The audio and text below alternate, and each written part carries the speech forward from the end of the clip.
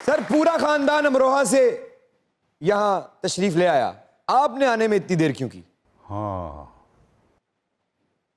اکثر لوگ پوچھتے ہیں, میں آیا ہوں 1960 میں, اور یہ سب جو ہمارے خاندان کے جن لوگوں کا نام دیا یہ سب آ گئے تھے 50s میں.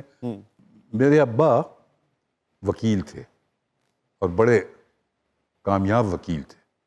وہاں سے آنے کا ابا وغیرہ کا کوئی ایسا پروگرام نہیں تھا, تو میں وہاں پڑھتا رہا.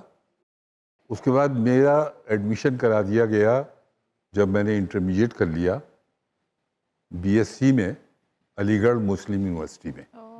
اچھا بچپن سے ہی مجھے ڈراموں کا شوق تھا تو میں اسکول میں کرتا رہتا تھا. پھر جب یونیورسٹی میں آیا مسلم یونیورسٹی علی گڑھ میں تو وہاں اس کو بہت جلا ملی. وہاں میں نے ایک ڈرامہ کیا, وہ بہت پسند کیا گیا. تو میں نے یہ سوچا کہ یہ تو مجھ میں تو ہے, بہت صلاحیت ہے بھائی, تو مجھے کچھ اور آگے بڑھنا چاہیے. تو میں نے کمال صاحب جن کا ابھی تم نے نام دیا, کمال امروہی, ان کو کہتے تھے ہم بھائی چندن, جو گھر کا نام تھا. تو میں نے انہیں خط لکھا, وہ بامبے تھے اور بڑی اعلیٰ فلمیں بنا چکے تھے. کیسی کیسی فلمیں بنائی ہیں, پاکیزہ اور کیا کیا اور محل. پاکیزہ بہت بڑی فلم تھی. تو میں نے انہیں خط لکھا, میں نے کہا کہ میں ڈرامے کر رہا ہوں اور میرے ڈراموں میں بڑی مجھے شاباش مل رہی ہے, تو مجھے بتائیے کہ میں فلموں میں کام کرنے کے لیے بامبے آ جاؤں. انہوں نے مجھے لکھا کہ ہاں آ جاؤ, لیکن بامبے میں یہ ہوتا ہے کہ جو لوگ فلموں میں کام کرنے آتے ہیں اگر وہ کامیاب نہیں ہوتے تو پھر وہ سڑکوں پہ ہی رہ جاتے ہیں. تو تمہارے ابا یہ چاہتے ہیں کہ تم انجینئر بنو, تو وعدہ کرو مجھ سے کہ اگر میں دیکھوں کہ تم نہیں چلو گے تو تم انجینئرنگ کر لو گے. میں نے ان سے وعدہ کر لیا. ایک دن مجھے گھر سے تار آیا کہ ریچ امیجیٹلی. میں نے کہا اللہ خیر کرے, کیا ہو گیا. جب میں وہاں پہنچا تو ابا سے ہماری کوئی زیادہ قربت اس لیے نہیں تھی کہ ان کا روب بہت تھا, ان سے گفتگو نہیں ہوتی تھی, لیکن اماں ہماری دوست تھی ہماری. ان سے میں نے کہا یہ بتائیے امی کہ کیا بات ہے, گھر میں تو سب خیریت ہے, یہ تار کیوں مجھے آیا ہے؟ کہنے تم فلموں میں جا رہے تھے. میں نے کہا ارادہ تو تھا, تو بس وہ چندن نے خط لکھ دیا تمہارے ابا کو کہ وہ تم بامبے آ رہا ہو اور فلموں میں کام کرنے.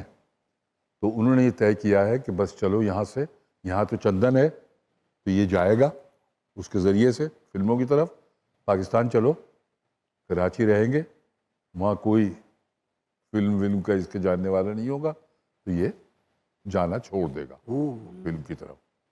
آ گئے ہم, یک آ گئے. پی آئی بی کالونی میں ہم آ کے رہے تھے.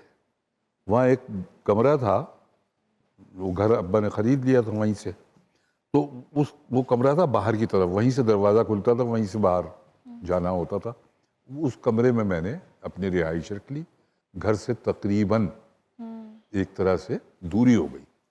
تو ایک دن ابا نے مجھے بلایا, ان کا کمرہ اوپر تھا, مجھ سے کہنے لگے کہ بیٹا تم میں بڑی صلاحیت ہوگی, مجھے یقین ہے, لیکن کیا تم یہ سمجھتے ہو کہ تم کامیاب ہو جاؤ گے؟ میں نے کہا یہ تو میں وعدہ نہیں کر سکتا, کوشش کروں گا کہ کامیاب ہو جاؤں گا. کہنے لگے نہیں دیکھو اب تم بڑے ہو, گھر میں 4 بہنیں ہیں, ان کی شادی نہیں ہوئی تھی اس وقت تک, تو کل کو اگر میں نہ رہا تو ان کا آسرا کون بنے گا؟ تو بہتر یہ ہے کہ تم انجینئرنگ کر لو, تو تم پھر اس کے بعد جو دل چاہے کرنا. میری بات سمجھ میں آئی, میں چلا گیا یہاں government college of technology apply کیا اور میرا ایڈمیشن ہو گیا. ایڈمیشن مل گیا, میں پڑھتا رہا, مگر اس کے ساتھ ساتھ ہی میں یہ کام بھی کرتا رہا. مزہ تو اسی میں ہی ہے سر, یہ جاری رہے گی بات پر کہیں مت جائیے گا. اچھا پھر کیا ہوا سر؟ اچھا پھر اس کے بعد میں نے کر لی انجینئرنگ کر لی, لیکن ساتھ میں ریڈیو بھی چلتا رہا, ساتھ میں تھیٹر بھی چلتا رہا. اچھا واہ. سر ریڈیو کی شروعات ذرا تھوڑی سی وہی میں پروگرام کیسے شروع کرتے تھے, ذرا بول کے ذرا تھوڑا سا, اگر پورے پاکستان میں اگر ذرا ہلکا سا سر سنا دیں کہ کیسے شو کی شروعات کی جاتی تھی. یہ ریڈیو پاکستان ہے.